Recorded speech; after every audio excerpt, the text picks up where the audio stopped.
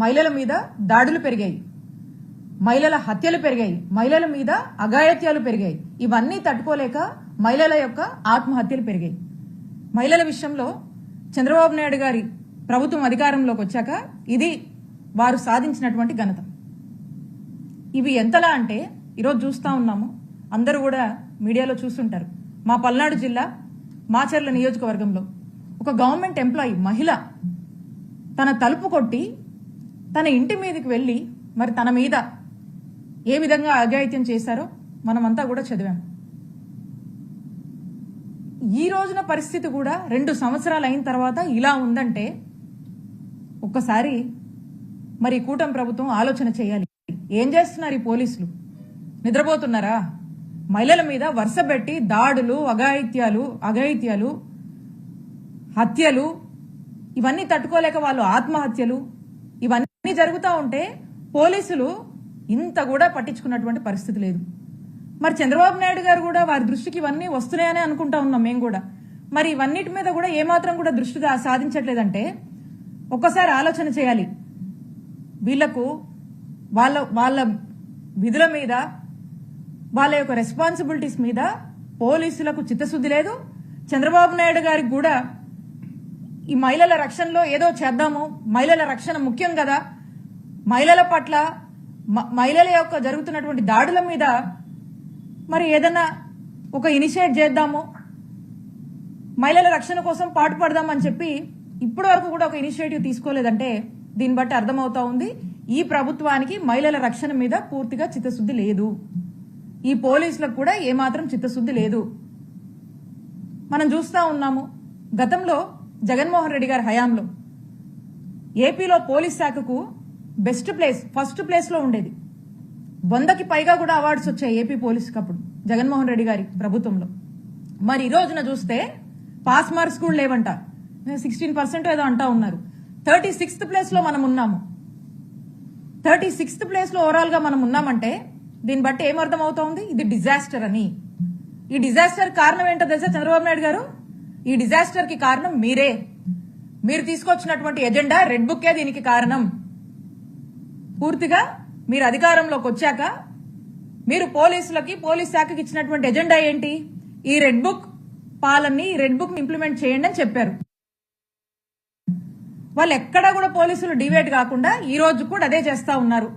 ఈ red book ఎజెండాలో భాగంగా ఎక్కడ వైఎస్ఆర్ కాంగ్రెస్ పార్టీ వాళ్ళు ఎక్కడ కూడా వాళ్ళు ఎక్కడున్నా, ఏం చేసినా, ఏ యాక్టివిటీలో పార్టిసిపేట్ చేసినా, ఎక్కడ ఈ ప్రభుత్వాన్ని ప్రశ్నించినా అడ్డగోలుగా వాళ్ళ మీద కేసులు పెట్టడము, ఇల్లీగల్ కేసులు కట్టడము, నెరేటివ్స్, స్క్రిప్ట్స్ పోలీసులే బిల్డ్ చేయడము, దాన్ని ఎఫ్ఐఆర్ చేయడము, ఇల్లీగల్ అరెస్టులు, ఇల్లీగల్ గా జైలు పాలు చేయడము, బెదిరించడాలు, భయపెట్టాలు, కొట్టడాలు, తిట్టడాలు, ఇదేగా చేస్తుంది మీ పోలీసులు.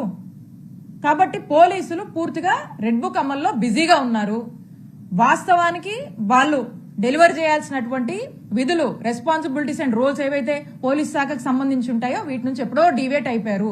ఇప్పటికైనా మీరు మేల్కొని జగన్మోహన్ రెడ్డి గారి హయాంలో మహిళల రక్షణ కోసము, మహిళల సేఫ్టీ కోసము, సెక్యూరిటీ కోసము దిశ యాప్ లాంటివి తీసుకురావడము, జీరో ఎఫ్ఐఆర్ లాంటివి తీసుకురావడము, అనేక డ్రైవ్స్, అనేక కౌన్సిలింగ్స్, అన్ని ఒక చక్కటి ఇనిషియేటివ్స్ అన్ని కూడా తీసుకొని ఒక సేఫ్ స్టేట్ గా ఆంధ్రప్రదేశ్ ని తీర్చిదిద్ది రాష్ట్రంలో ఉన్నటువంటి చిన్నపిల్లలు కావచ్చు, మహిళలు కావచ్చు, విద్యార్థులు కావచ్చు, ఆఖరికి ఎంప్లాయీస్, వృద్ధుల వరకు కూడా జగన్మోహన్ రెడ్డి గారి ప్రభుత్వంలో హ్యాపీగా ఉన్నారు. ఈ రోజున రాష్ట్ర ప్రజల పరిస్థితి అది కాదు. ఈ రోజున ఎవరికి రక్షణ లేదు. మహిళలకు లేదు, విద్యార్థులకు లేదు, ఎంప్లాయీస్కి లేదు, సామాన్య ప్రజలకు లేదు, ఎవ్వరికి కూడా రక్షణ లేదు. ఎందుకంటే కంట్రోల్ లేదు మీకు. లా అండ్ ఆర్డర్ పనిచేయట్లేదు. లా అండ్ ఆర్డర్ మీద దృష్టి చంద్రబాబు నాయుడు గారికే లేదు. ఎందుకంటే ఎంతసేపు రెడ్ బుక్ మీద ఉంది కదా మీ దృష్టి అంతా. కాబట్టే చెప్తున్నాం, ఇప్పటికైనా కూడా మహిళల విషయంలో, మహిళల రక్షణ విషయంలో ఇలాంటి ఇన్సిడెంట్స్, ఇలాంటి సంఘటనలు చోటు చేసుకోకుండా ఇప్పటికైనా ఒక కంట్రోల్ తీసుకోవాలంటే ఇప్పటికైనా మీ రెడ్ బుక్ ఎజెండా అనేది పోలీస్ శాఖలో మార్చి పోలీస్ కి సంబంధించినటువంటి అసలైన విధుల్లోకి వాళ్ళని ఆ విధులు అమలు చేసేలాగా, అంబేద్కర్ గారి రాజ్యాంగాన్ని అమలు చేశాం కాబట్టి జగన్మోహన్ రెడ్డి గారి హయాంలో ఏపీలో పోలీస్ శాఖ ఫస్ట్ ప్లేస్ లో ఉంది, బెస్ట్ ప్లేస్ లో ఉంది.